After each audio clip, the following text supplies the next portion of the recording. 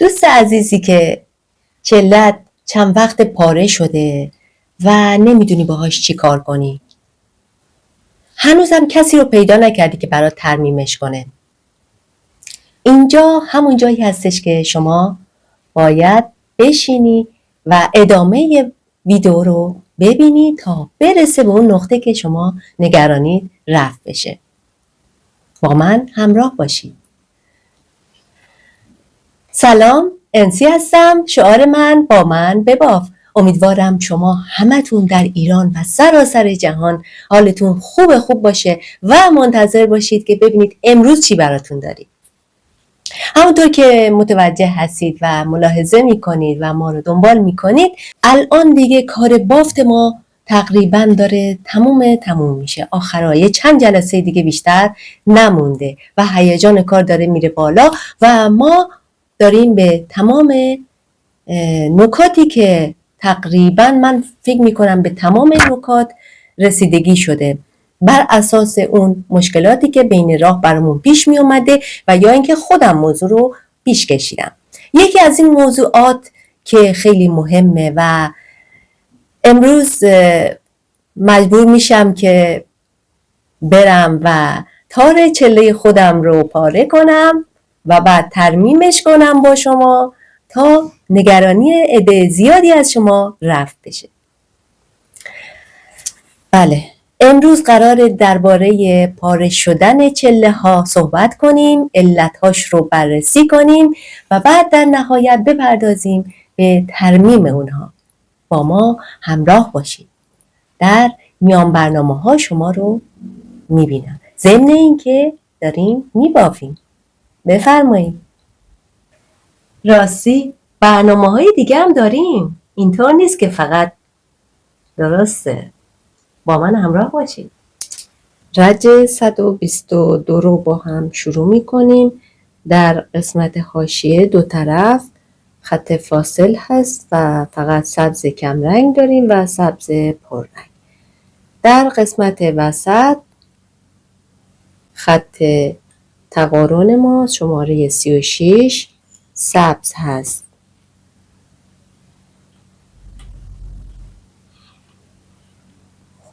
و دو طرف 36 یعنی 35 و 37 قهوه‌ای میشه.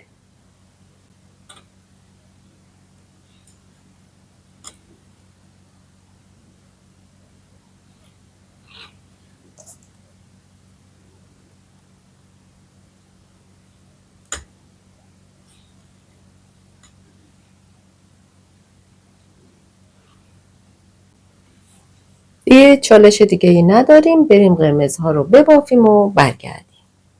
نمیدونم چند نفر از شما میتونه با این مشکل پاره شدن چله در حین بافت روبرو نشده باشه. در واقع درصد زیادی از افراد به خصوص کسایی که تازه کار هستن و تازه دارن با دفعه و اون قلابی که در قسمت تیزیش الان من به شما نشون بدم، قلاب که مشاهده میکردید قسمت خیلی تیزه. در یک لحظه ممکنه که تار چلتون رو پاره کنه. یا دارید قیچی میزنید و حواستون بره جای دیگه و یهو بزنید تار چلتون رو پاره کنید. یا اینکه اصلا دارید دفعه میزنید و روش صحیح دفعه زدن رو فراموش کردید. من به شما اون ویدیو نشون دادم که چطور دفعه زنی صحیح داشته باشید که تار چلتون پاره نشه، ولی به هر حال اینا همه نیازمند تمرین هستش. ایرادی به کار شما نیست. این خصوصیت این هستش که یه فردی تازه وارد یک کاری شده و واقعا هنوز به ابعاد وسیعش آگاهی نداره. به هر حال پیش میاد. یا اصلا خیلی هم ماهر هستید ولی اون تار چلتون از ابتدا اون استحکام کافی رو نداشته و از بدشانسی از قسمت بالا داشتید دفعه میزدید یهو از هم باز شده، گسسته شده. خب این هم راه حلای خودش رو داره. اینطور نیست که باید کارتون رو رها کنید بندازید دور. ناامیدی ما تو کارمون نداریم. همه چیز یه راه حلی داره. هر داستانی به هر حال مراحل خودش رو داره تا برسیم به اون قسمت‌های بالاتر و بهتر. ما میتونیم بگیم که چله ما، تار چله ما دو جور میتونه باز بشه، پاره بشه. یکی این که روی چوب هافمون باز بشه از تارهای رو و یکی این که از پشت باز بشه. هر دو حالت رو من این جلسه براتون نشون میدم و چاره کار رو هم براتون مفصل توضیح میدم و تمام نگرانیاتون رفع میشه. حالا بریم یک کمی ببافیم تا در فرصت بعدی دوباره شروع کنیم به بحث شیرین و گاهی اوقات تلخ پاره شدن چله و ترمیم اون. رج 123 رو با هم شروع میکنیم. این رج هم چالش زیادی وسط نداره. در دو طرف حاشیه ها گلبوته‌های قرمزمون هر دوتا شروع میشه با یه دونه قرمز. بریم وسط رو ببافیم. باز هم شماره 36 خط تقارن سبز بافته میشه.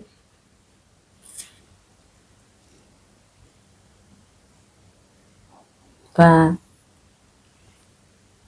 همچنان دو طرفش 35 و 37 قهوه‌ای میشه یه دونه.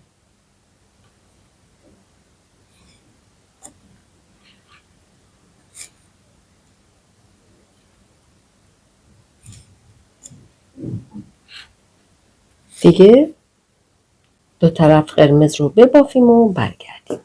این ویدیو رو میخوام تقدیم میکنم به دوست عزیزی که چند وقت پیش در کامنت ها خیلی ناراحت بودن از اینکه تار چلهشون از قسمت روی کار و پشت کار باره شده و خیلی ناراحت بودن، میخواستن بهشون راهنمایی کنم. حالا به من فکر میکنم حق میدین که من واقعا نمیتونستم شفاهی برای شما توضیح بدم. باید به طور مفصل و دیداری باشه. باید یه تار چلم رو پاره کنم تا بتونم اون مراحلش رو به شما دقیق نشون میدم. دوست عزیز، امیدوارم که هیچ وقت تار چلتون دیگه پاره نشه، ولی اگه شد نگران نباشید. مرسی که هستید و مشکلاتتون رو بیان میکنید و منو وادار میکنید که به مسائلی که تا الان نپرداختم بپردازم. ممنون از حضور گرم تک تک شما. الان زمانی هستش که میخوایم ترمیم تار چله پاره شده رو با هم تمرین کنیم. الان من تار چله هام پاره نشده، فعلا مشکلی ندارم، ولی من میخوام فرض رو بر این بگیرم که مثلا این تار چلم پاره شده. تاری هستش که از رو اومده روی، اگر اینجا چوب هافی بود اینجا روی چوب هاف منه. خب فرض میکنم که از این قسمت پاره شده. از این طرف بگیرم که بقیه تارا ماسیب نه پاره شده. خب مهمترین کارهایی که باید اینجا بکنیم، اول اینکه موقعیت، اگر این یه تاری باشه که پشت افتاده باشه و ما نتونیم بدونیم که کدوم قسمته، باید اول جایگاهش رو در بیاریم. خب به هر حال از این قسمت زیر میشه فهمید که بین این دوتا تار قرار گرفته. ما هم میتونیم یه نخ دیگه، نه از همون نخ چله‌ای که داریم، به این قسمت بالاش اضافه کنیم. از این جایی که الان کار ما در کار تمومه تا این قسمت‌های بالا هیچ ایرادی نداره که بخواد بهش وصل بشه. و هم میتونیم یه کار دیگه ای بکنیم، این تار رو در جهت مخالفش بازش کنیم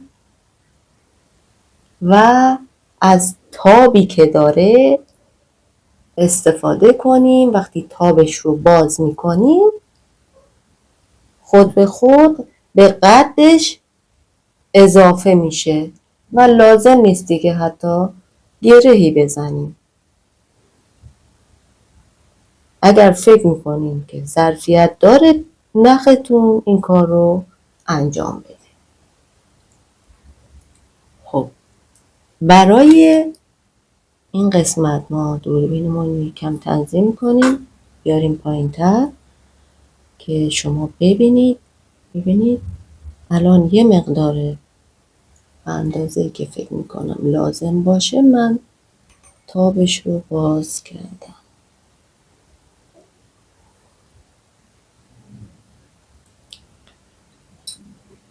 از اینجا که باز شد دو طرفش رو نگاه میکنیم، رجش رو اشتباه نگیریم. یکی این سمت ما به این شکل سر آزاد رو از بین اون تار قبلی سمت راست رد میکنیم و بعد تار سمت چپش رو این قلاب رو میذاریم پشت تار سمت چپ و این سر آزاد رو از بین این دوتا تار در میاریم، همون گره ترکی. و بعد چیکار میکنیم؟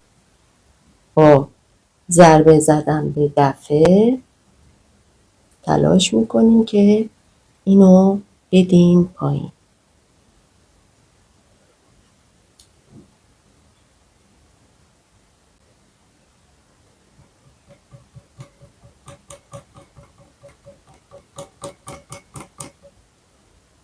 مراقب باشید که این دفعه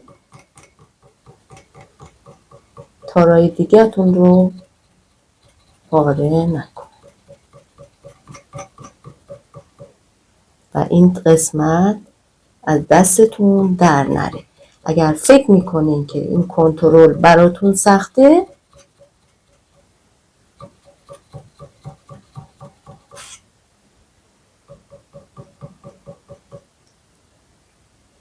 شما گره بزنید از قسمت بالا.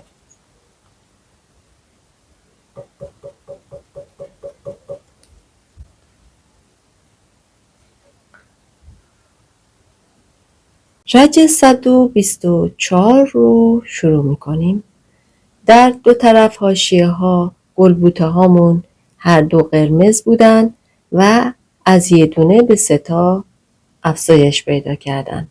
میریم که وسط رو ببافیم. وسط عین رج قبل 36 خط تقارن با رنگ سبز بافته میشه و دو طرفش 35 و 37 قهوه‌ای میشن.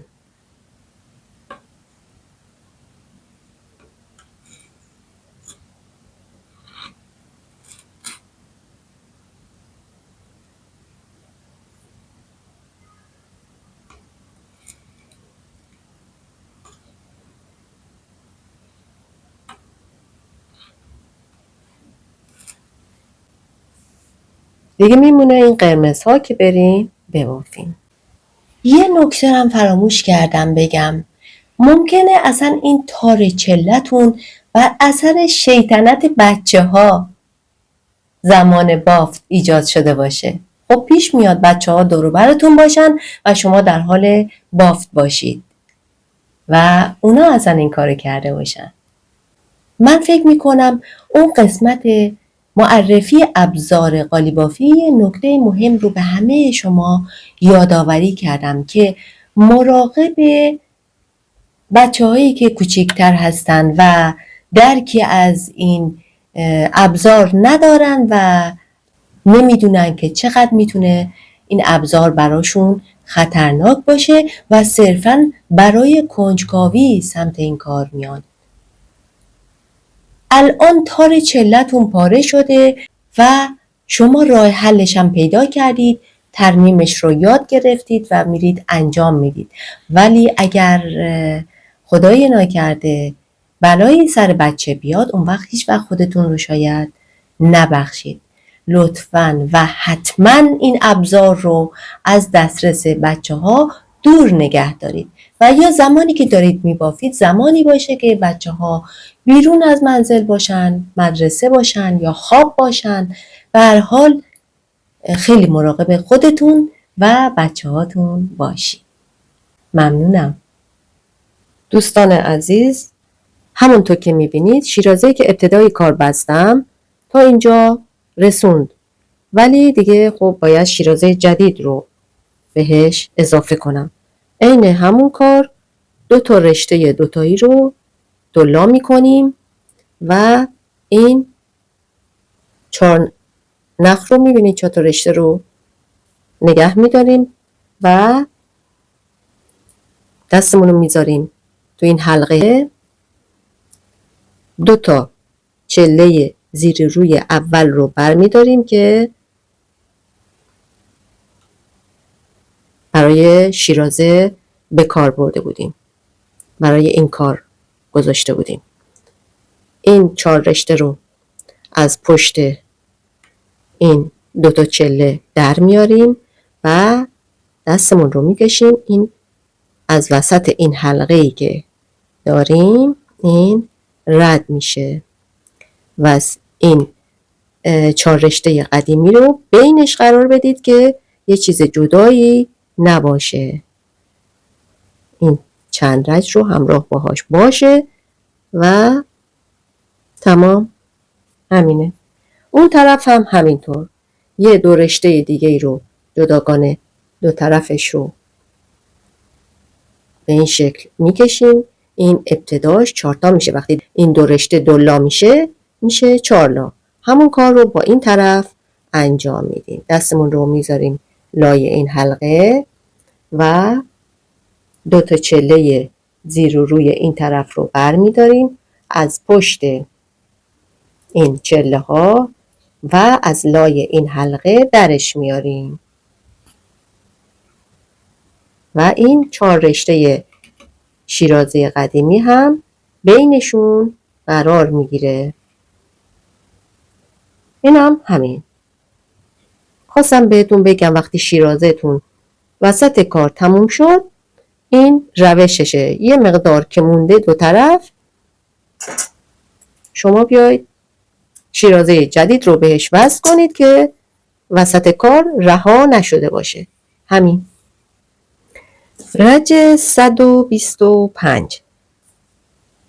در این رج در حاشیه ها گلبوته ما قرمزه، همون قرمزه که داشتیم میبافتیم. رج قبل 3 تا بوده و الان تبدیل به 1 شده. رج 125 رجی هستش که ما قسمت وسط دیگه کارمون خیلی کمتر میشه. آخرین رجی هستش که ما این وسط الان 3 تا دونه میبافیم و رج بعد دیگه تبدیل به 1 میشه. همون 36 خط تقارن ما رنگ سبز هست و 2 طرفش یه دونه قهوه‌ای رو میبافیم. 35 و 37.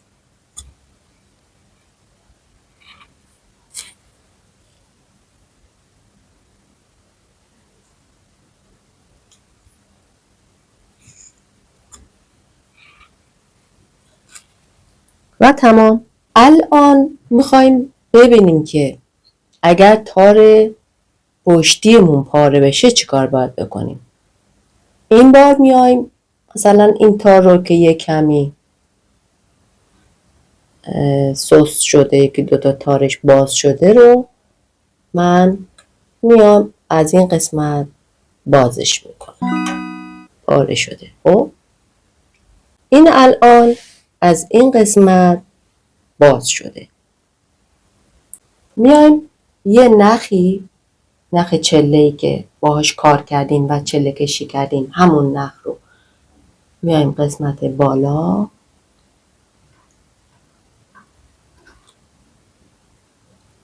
یه گره بهش میزنیم.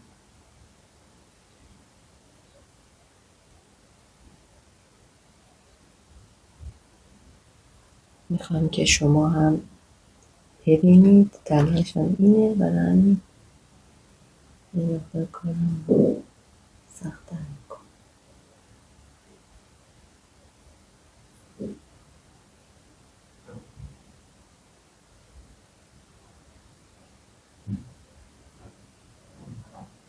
خب از همون قسمتی که پاره شد میایم پایین. حالا بیایم قسمتی که میخوایم بهش پیوند بزنیم و ترمیمش کنیم، تمرکزمون رو بیاریم پایین. در این قسمت ما دقت میکنیم به تارهای دو طرف این چله‌ای که پاره شده. ابتدا این سر آزاد رو عین همون کاری که میکردیم برای زدن گره ترکی، میایم اولین تار سمت راست رو بر میداریم، این تار چله رو رد میکنیم عین گره زدن و بعد قلاب رو میذاریم قسمت،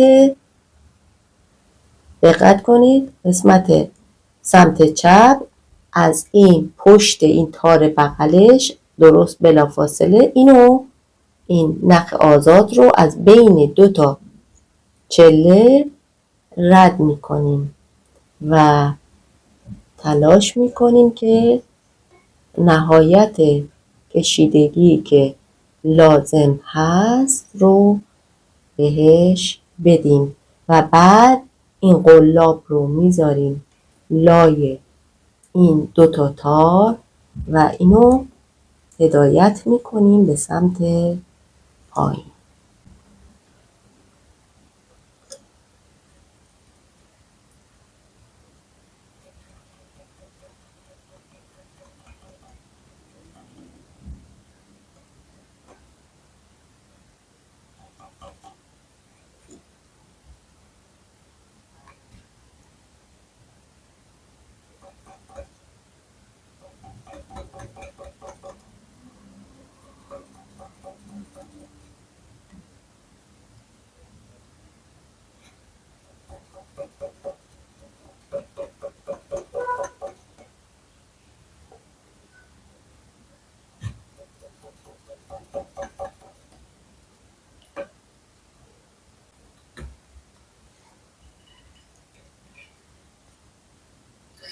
حالا میبینیم که فقط یک مشکلی داره، این تاره یک مقدار جلو اومده.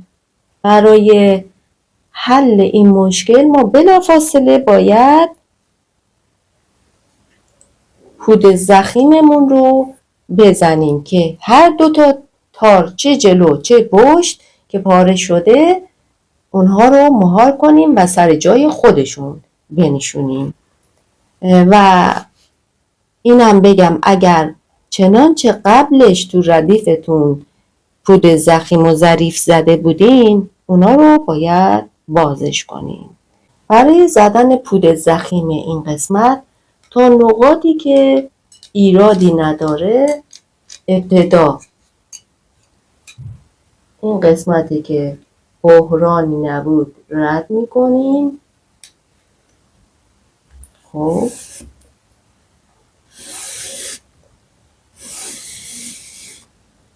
بعد اینجا رو باید دقت بیشتری بکنیم که تار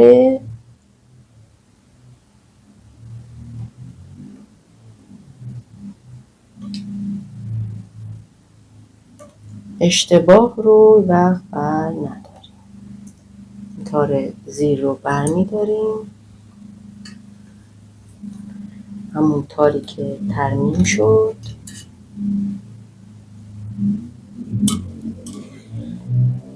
و بعد میایم این قسمت تا اینجا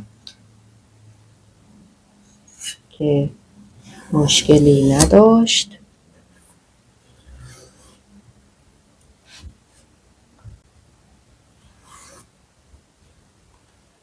خب رسیدیم به این قسمتی که ما تار رو برداشتیم. دوباره دقت میکنیم که تار اشتباه رو اینجا ما بر نداریم و دچار مشکل نشیم.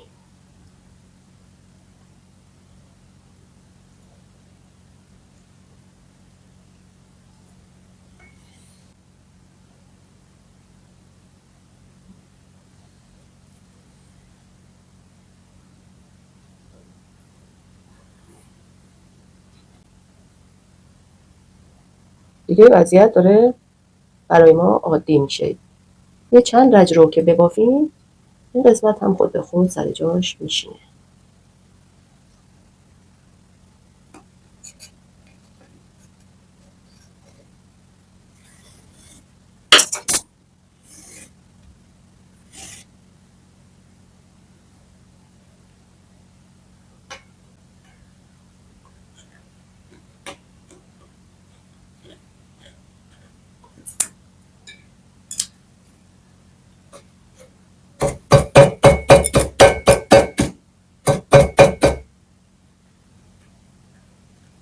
این قسمت رو نگاه کنید، اینجا یه حالت خیلی ظریف سفیدکی مونده که بعد روش بافته میشه و هیچ اثری ازش نمیمونه. اینجا یه قسمت کوچولو از رو باقی میمونه، بهتر پارش نکنیم چون خیلی لب مرزیه و ترجیح بدیم اینو هم ببریم با از همین سوزنای لحافتوزی یا هر چیزی اون پشت هدایت کنیم.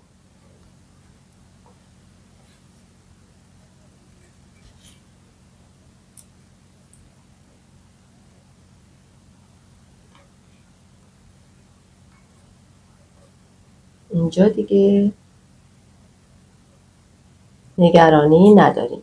بعد از اینکه ما چند رج رو بافتیم، این رو خیلی زیرکانه دوباره میبریم لای این چله ها، هم این و هم این.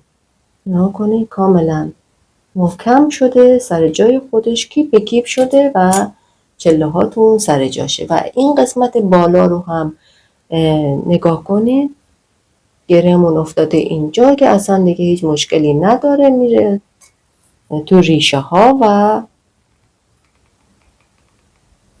ما برمیگردیم به ادامه کارمون و پود ظریفمون رو هم میزنیم اینجا با هم که کارمون رو درست انجام داده باشیم.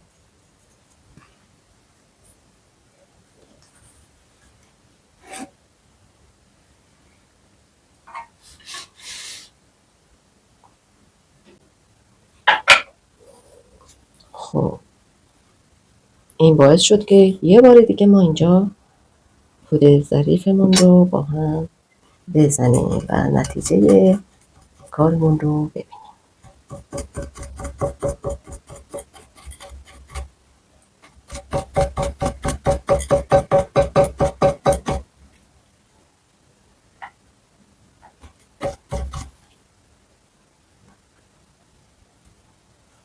این نخ دوباره شیطنت کرد اومد بیرون و مشکلی نیست، دوباره میبریمش اون طرف، نگرانی نداره.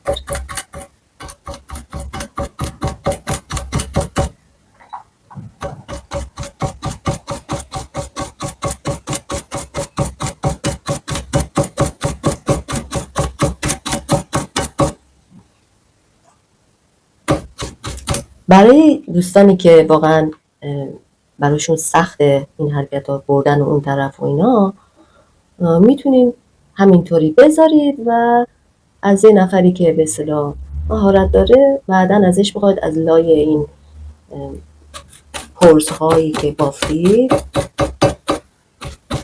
کمکتون کنه که اونو تا آخر بچینید. مشکلی نیست.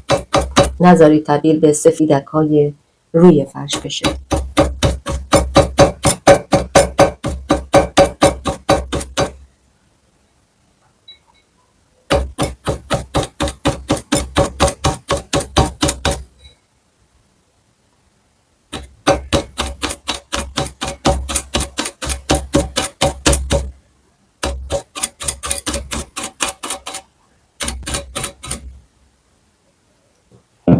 خب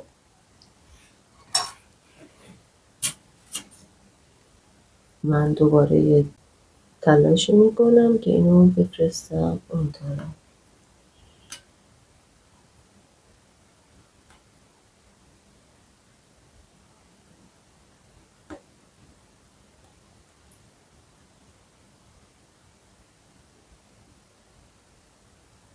در این حد دیگه نمیتونه سفیدک بشه برام.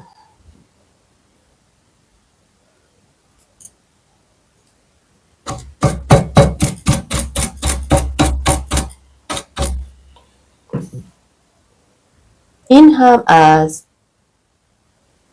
دغدغه‌ای که برای خیلی از بافندگان میتونه داستان ساز بشه و کارشون رو متوقف بکنه. خب در نگاه اول ممکنه که شما وقتی به مراحل ترمیم نگاه میکنید یه کمی غصه دار بشید، ناراحت بشید، با خودتون بگید کاش پاره نمیشد، ولی همین که پاره شد باعث شد شما در پی چاره‌اش بر بیایید. وگرنه هیچ وقت این قسمت رو نمیتونستید متوجه بشید که باید چجوری باهاش مواجه بشید. قشنگی این کار همینه که آدم در طول کار خودش مواجه میشه با یه داستانایی و رفع اون داستانا، رفع اون عیوب. حالا که کار انجام شده و شما به راحتی میتونید تار چله‌ای که دارید میبافید یهو پاره شده، هیچ نگرانی به خودتون راه ندید، چند تا نفس عمیق بکشید و طبق این اصول برید و ترمیمش کنید. همیشه باهاتون هستم. رج 126 در حاشیه ها فقط سبز کمرنگ و سبز پررنگ داریم. گفتیم 126 دیگه ما فقط یه دونه در قسمت وسط بافت داریم، یه چله فقط بافت داریم، اون هم رنگ قهوه‌ای و در روی خط تقارن، یعنی شماره 36 قهوه‌ای میبافیم تا رج 131. یه نگاهی به نقشه بندازید دوستان. تا رج 131 یه دونه قهوه‌ای فقط بافته میشه، دیگه داره تموم میشه درخت سرو زیبای ما. دیگه میمونه این قرمزها که بریم ببافیم. خب یه شعر زیبای کوچولوی دیگه براتون میخونم و برنامه امروز رو یه مقدار فرهنگی ترش میکنم. فکر میکنم شاعرش خانم سارانوری باشه گویا. خفته در هر گره اش نغمه روضه تنهای شب، خفته در هر گره اش نغمه روضه تنهای شب، تو چه دانی چه گذشت بر دل نازک بافنده فرش. یه دو بیتی خیلی کوتاهی بود اما حرف بسیار داشت. بریم کمی ببافیم. این همونی بود که قولشو داده بودم. رج 127 رو شروع میکنیم در حالی که در حاشیه هامون دوباره گلبوته شروع میشه. سمت راست با یه دونه زرد و سمت چپ با یه دونه قرمز شروع میشه. وسط هم که در واقع دیگه یه دونه داریم، اون یه دونه رو رنگ قهوه‌ای شماره 36 خط تقارن رو میبافیم و تمام. باید بریم قرمزها رو ببافیم. میبینین که چقدر داره زیباتر میشه کارمون و تموم میشه به زودی. رج 128 رو ببافیم که برای این جلسه آخرین رج باشه. در حاشیه ها گلبوته ها از 1 به 3 تا افزایش پیدا کردن. سمت راست زرده و سمت چپ قرمزه.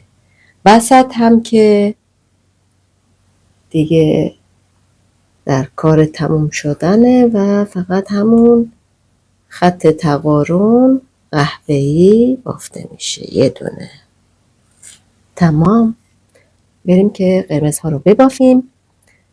امیدوارم که تا اینجا رو به خوبی بافت زده باشید و حالتون خوب باشه. دیگه خستگی از تنتون در میره وقتی کار تموم میشه. پردوام باشید.